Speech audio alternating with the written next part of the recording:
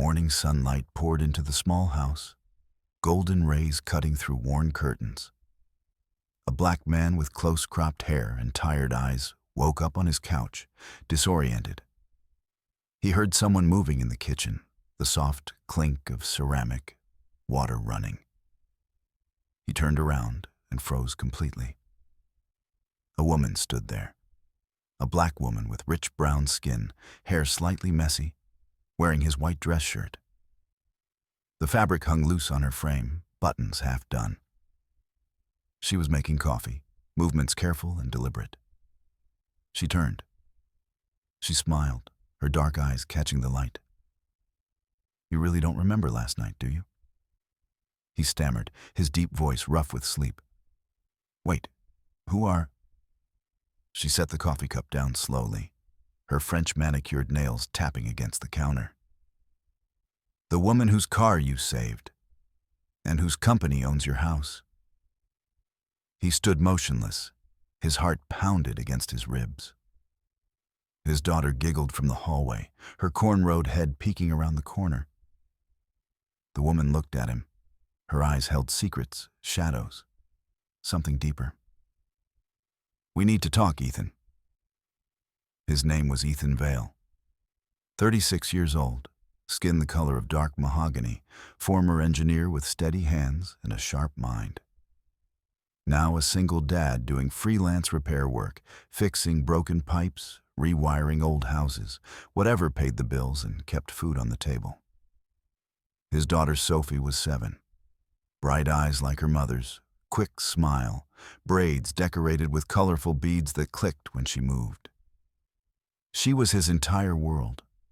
Life was hard, money was tight, the kind of tight that made you count pennies at the grocery store. But Ethan taught her one thing, repeated it like a mantra. "We may be broke, Sophie, but we don't break." She'd nod, her small brown face serious. She understood more than most kids her age, carried wisdom beyond her years. One night, a storm hit. Rain hammered the streets like bullets, thunder cracked the sky, and Ethan was driving home from a late job. His truck struggled through the flooding roads, wipers working overtime. Then he saw it. A luxury car wrapped around a tree, smoke rising from the hood, headlights flickering weakly. He pulled over, ran through the rain. Water soaked through his jacket instantly. Inside the car was a woman. Black woman, black suit, white shirt, expensive watch catching the dashboard lights. Her face was pale beneath her brown skin, drained of color. The seatbelt had her trapped, cutting across her chest. She looked at him, eyes wide with fear and something else. Recognition that she was going to die. "Help. Please." Ethan didn't think. He smashed the window, cut the belt with his pocket knife, pulled her out just as the engine sparked. Seconds later, flames erupted, orange and violent against the black sky. The woman collapsed against him, shaking violently. "Thank you. I'm sorry. I can't breathe." Her breathing was shallow, panicked. The hospital was miles away. The storm had flooded half the roads, made them impassable. He made a decision. "My house is close. We need to get you warm." She nodded weakly. He drove fast but careful, his truck cutting through water. His small house appeared through the rain, a beacon. Inside, he laid her on his bed, the only real bed in the house, sheets clean but worn. He covered her with blankets, checked her breathing. She was unconscious, but stable, her chest rising and falling. Ethan grabbed a pillow, went to the couch. That would be his bed tonight. Around midnight, Sophie woke up. She crept to the living room, saw her dad sitting up or watching the bedroom door. "Daddy, who's that lady?" "She's hurt, honey. She needed help." "Is she gonna be okay?" "I think so. Go back to sleep." Sophie hugged him, her small arms tight around his neck. "You're a good person, Daddy." I'm just doing what's right. Lightning flashed outside. It lit up the woman's face through the doorway. For a moment, Ethan saw something. Strength, power, authority. This wasn't just some random person. Who was she? Morning came slowly. The storm died down to a drizzle. Ethan made coffee, checked on the woman. She was still asleep, her beautiful face peaceful now. He looked at her expensive suit hanging to dry, the designer purse, the platinum watch on the nightstand. This woman had money. Real money. Generational wealth, kind of money. But that didn't matter last night. She was just someone who needed help. He heard movement. She was waking up. Ethan stepped back, let her have space. He went to the kitchen, started making breakfast for Sophie, eggs, toast, nothing fancy. Then he heard footsteps. He turned and his world stopped. The woman stood in the doorway, wearing his white dress shirt, the one he'd left on the chair. Her hair was loose, natural curls framing her face, slightly messy but beautiful. Her eyes were sharp, awake, studying him with intelligence that made him feel exposed. She smiled, small and controlled. "Good morning." Ethan's face went hot. You're wearing my... You left me in wet clothes. I found this. Hope you don't mind." Her voice was calm, confident, almost amused, professional, like she was negotiating a business deal. Sophie ran in, beads clicking. "Bakla ai?" she asked in Vietnamese, then switched to English. "Who are you?" The woman knelt down, eye level with Sophie. "Just someone your dad saved." Ethan stood frozen, this woman, in his shirt, in his kitchen, making herself at home like she owned the place. "I can call you a taxi," he said. His voice sounded stiff, awkward. "No need. My driver's outside." "Your driver?" She poured herself coffee, took a sip. "He's been there since 6 a.m., waiting." Ethan blinked. "You could have left hours ago. I wanted to thank you properly." She set the cup down. "And return this." She gestured to the shirt, but she didn't move to take it off. She just smiled, testing him. Sophie giggled. "Ko ai shin kwa bo." Ethan shot her a look. "Sophie, go get ready for school." "But Daddy..." "Now, please." Sophie pouted but obeyed. She disappeared into her room. The woman watched the exchange, something softening in her expression. "She's adorable. How old?" 7. "You raise her alone?" "That's not really your business." She raised an eyebrow, perfectly shaped. "Fair enough." An uncomfortable silence filled the room. Ethan grabbed a towel, started wiping down the counter. Anything to avoid looking at her, at the way his shirt hung on her frame. Then she reached into her purse, pulled out a wallet, thick, expensive leather. She placed a stack of cash on the table. Hundreds. At least $2,000. This should cover last night. Ethan stared at the money, then at her. What? For helping me. For the bed, the clothes, everything. His jaw tightened. "I didn't do it for money." She shrugged, elegant and dismissive. "Then consider it for laundry service. That shirt probably needs dry cleaning now." Something snapped inside him. Ethan grabbed the money, shoved it back toward her. "Take it back. I don't need your money." Her expression didn't change. Cool, collected, unreadable. Most men would have taken it. I'm not most men. She tilted her head, studied him like he was a puzzle she couldn't solve. "No, you're not." She picked up the money slowly, folded it, put it away. "My mistake. I thought I was being generous." "Generous?" Ethan laughed, bitter. "You think throwing cash around makes you generous? You have no idea what generous means. Enlighten me." "Generous is helping someone because it's right. Not because you owe them, not because you can afford it, just because they need it. She stood there silent. For the first time, she looked uncomfortable. I see. Do you? Ethan turned away. Because from where I'm standing, you just tried to turn a decent act into a transaction. The air between them grew heavy, tense. Finally she spoke, quieter now. You're right. I apologize. He didn't respond. She walked toward the door, stopped, looked back. What's your name? Ethan. Ethan Vale. Ethan Vale. She repeated it slowly, like memorizing it. I won't forget it. Then she left. The door closed softly behind her. Sophie emerged from her room, backpack on. Bo oi, sao bodianda? I'm not angry, sweetheart. She reminded you of something, didn't she? Ethan looked at his daughter, this wise little girl.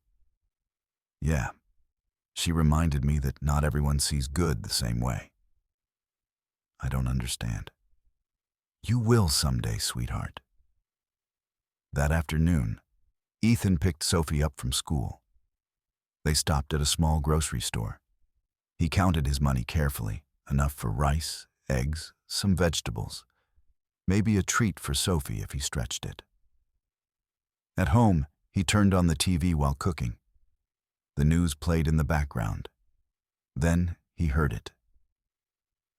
Breaking news. CEO Celeste Arman, survivor of last night's car crash, returned to May. Work today. Sources say a local resident pulled her from the burning vehicle just in time. Ethan froze. He looked at the screen. There she was. The woman from this morning. Wearing a sharp business suit, her natural hair styled perfectly, standing in front of a massive corporate building. The logo behind her read Arman Global. The reporter continued. Miss Arman refused to name her rescuer, but she did say this. The screen cut to Celeste. Microphones in her face, cameras flashing. Her voice was steady, powerful. He was kind, humble, and he refused payment. That's the kind of integrity you can't buy. Ethan stood there, wooden spoon in hand, mouth open. Sophie tugged his sleeve. Daddy, that's the lady from this morning. Yeah, kiddo, it is. She's famous. Seems like it. Why didn't you tell me? I didn't know. Sophie's eyes went wide.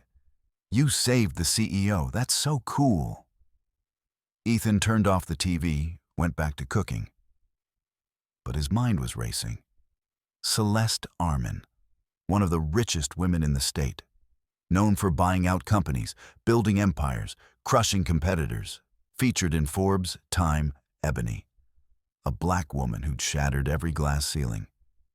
And he'd just yelled at her, thrown her money back in her face. He laughed, couldn't help it. Well, that's my luck.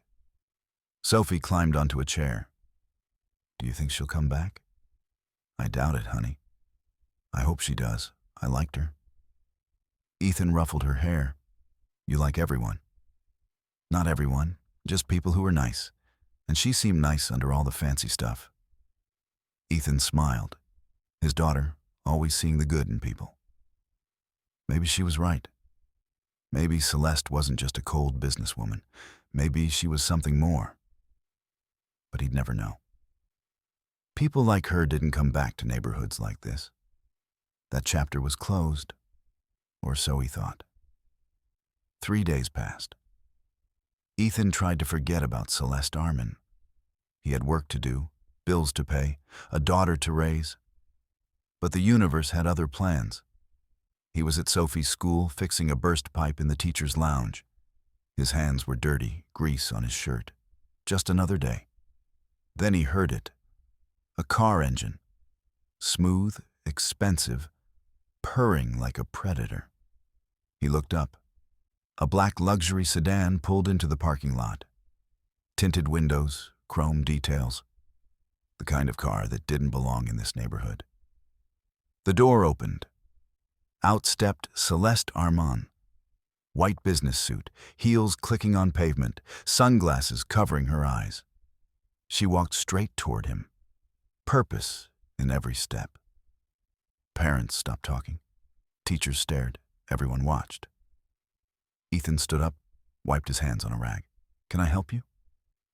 She removed her sunglasses, looked directly at him. "Mr. Vale, we need to talk." He sighed. "If it's about the money again." "It's not." Her voice was firm. "It's about the truth." She pulled out her phone, turned it toward him. Security footage. Grainy, time-stamped. It showed Ethan carrying her from the burning car, his face clear, determined, heroic. "You saved my life. I didn't even thank you properly." Ethan shrugged. "You already did, by walking away." She flinched just slightly. That was cold. So was treating kindness like a business deal. Silence stretched between them, tense, heavy. Then Celeste looked past him, saw Sophie playing on the playground, laughing with friends. "She's your daughter." "My whole world." Celeste watched Sophie for a moment. Something in her expression softened, walls coming down. "She's lucky to have you." "I'm lucky to have her." Celeste stepped closer, lowered her voice. "Ethan, I came here to apologize and to make something right. You don't owe me anything. Maybe not. But I want to do this anyway." She pulled an envelope from her bag, opened it. Inside was a legal document. Ethan recognized the letterhead, his landlord's property management company. "What is this?" "I own the building you rent. As of yesterday, I bought it outright." His stomach dropped. "You what?" "And as of this morning, your lease is paid off. The house is yours, free and clear." Ethan stepped back, his head spun. "You think kindness is a debt to be repaid? I don't want this." "It's not about debt." Her eyes held his, steady, sincere. "It's about starting something better." "Better for who? Your conscience?" She didn't blink. "For people like you, who do the right thing and get nothing in return." "I got something. I got to sleep knowing I helped someone. That's enough." "Is it?" She gestured around. "Is this enough? Working yourself to the bone, struggling every month? You deserve more. I don't need saving. Everyone needs saving sometimes." Her voice cracked just a little. "Even me." Ethan paused. He saw something in her eyes. Vulnerability, pain. This wasn't just about him. "What happened to you?" Celeste looked away. "I grew up poor. Foster care, group homes. I clawed my way to the top. And somewhere along the way, I forgot what it felt like to be helpless. Until the crash." "Until the crash." She smiled sadly. "You reminded me that money can't buy character. It can't buy courage. And it definitely can't buy the kind of man who saves a stranger in a storm." Ethan felt his anger melting slowly. "So what now?" "Now I do something I should have done from the start." She handed him another document. "I'm launching a fund for single parents, specifically single fathers. Financial support, job training, childcare assistance." Ethan scanned the paper. His eyes widened. "The Vale Foundation. I used your name. I hope that's okay." "You named a foundation after me?" "It represents the only kind of strength I respect. Quiet, honest, human." He stared at the document. His name in bold letters, connected to something bigger than himself. "I don't know what to say." "Say you'll be part of it. Say you'll help me identify families who need support. You know this community better than I ever could." "You want me to work with you?" "I want you to guide me, keep me honest. Make sure this actually helps people, not just my reputation." Ethan looked at Sophie, still playing, innocent, happy. He thought about all the nights he'd stayed up worrying, about rent, about food, about whether he was enough. If I do this, we do it my way. No PR stunts, no photo ops, just real help for real people. Celeste extended her hand. Deal. He shook it. Her grip was firm, confident, equal. Then she smiled, and mischievous. Oh, and one more thing. What? I still have your shirt. Ethan laughed, actually laughed. Keep it. It looks better on you anyway. A crowd had formed. Parents, teachers. Someone had their phone out recording. A reporter pushed forward, local news. Miss Arman, are you two together? Celeste glanced at Ethan. Her eyes sparkled. Not yet. But he did lend me his favorite shirt. The crowd erupted in laughter, whispers, speculation. Ethan shook his head, grinning despite himself. You're impossible. I prefer determined. Sophie ran over, breathless, excited. Daddy, is that the lady from TV? Yes, sweetheart, it is. Sophie looked up at Celeste. Are you going to help my daddy? Celeste knelt down, eye level. I'm going to try. Is that okay with you? Only if you're nice to him. He's the best daddy in the world. I can see that. I promise I'll be nice. Sophie hugged her. Sudden, spontaneous. Celeste froze. Then slowly, carefully, she hugged back. When Sophie ran back to her friends, Celeste stood. Her eyes were wet. She's incredible. She's my reason for everything. Celeste nodded. Then let's make sure her daddy doesn't have to struggle anymore. As she walked back to her car, she turned one last time. I'll send the paperwork this week. And Ethan? Yeah? Thank you for reminding me why I started this company in the first place. Why's that? To help people who helped me when I had nothing. She drove away. Ethan stood there, document in hand, heart pounding, life changing. Sophie tugged his sleeve. Daddy, is she your girlfriend now? No, honey, she's complicated. I think she likes you. Yeah? He smiled. What makes you say that? Because she looks at you the way you look at pancakes. Ethan burst out laughing. Like I want to eat her? Like she makes you happy. He picked her up, spun her around. You're too smart for your own good. Maybe. Maybe Lily was right. Maybe something was starting, something unexpected, something real. Time would tell. 1 month later. Downtown Convention Center, press everywhere. Cameras, reporters, influencers. The launch event for the Vale Foundation. Ethan stood backstage, uncomfortable in a borrowed suit. Tie too tight, shoes too shiny. This wasn't his world. Sophie sat beside him. Pretty dress, hair freshly braided. She swung her legs excitedly. Daddy, are you famous now? No, baby, I'm just here. But they named it after you. That doesn't make me famous, just lucky. A production assistant approached. Mr. Vale, you're on in 5. His stomach flipped. I thought I was just attending. Miss Arman wants you on stage. Didn't she tell you? No, she definitely didn't tell me. Sophie giggled. You're going to be on TV, Daddy. Thanks for the reminder. The lights dimmed. Music played. The crowd quieted. Celeste walked on stage, confident, powerful. She owned the room instantly. Her natural hair was styled in elegant locks, her dark skin glowing under the lights. She wore a burgundy suit that commanded respect. Good evening. Thank you all for coming. Tonight we launch something special, something personal. The Vale Foundation. Applause filled the hall. Cameras flashed. This fund exists because of one man. A man who saved my life and asked for nothing in return. A man who showed me that true strength isn't measured in dollars. It's measured in character. She looked toward the wings, directly at Ethan. Ethan Vale, please join me. His heart stopped. Sophie pushed him. Go, Daddy. He walked on stage, legs shaking, lights blinding. The crowd erupted in applause.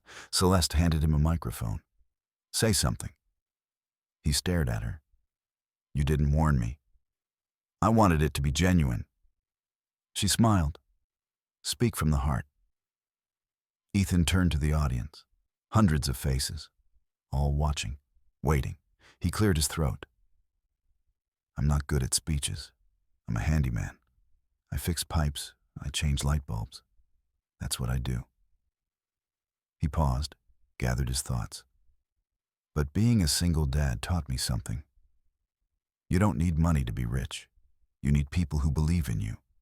You need moments that remind you why you keep going. His voice steadied. That night in the storm, I didn't save Celeste because I wanted recognition. I saved her because it was right. And somehow, that one moment changed everything. He looked at Celeste. She could have forgotten about me, moved on with her life. But she didn't. She came back. She listened. She cared. That's rare. The audience was silent, hanging on every word. This fund isn't about me. It's about every parent out there doing their best. Every dad working 2 jobs, every mom stretching every dollar, every person who feels invisible. His voice grew stronger. You're not invisible. You matter. And now you have support. Real support. The crowd stood. Applause thundered through the hall. Ethan stepped back, overwhelmed. Celeste took his hand, squeezed it. Perfect. After the event, they stood in a quiet hallway. Sophie asleep on a lobby couch nearby. Celeste pulled out a small box. I got you something. You've given me enough. Just open it. Inside was a pen, engraved.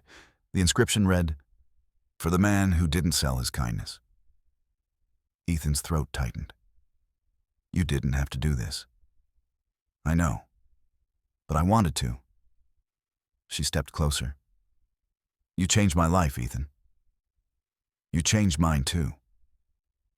They stood there, close.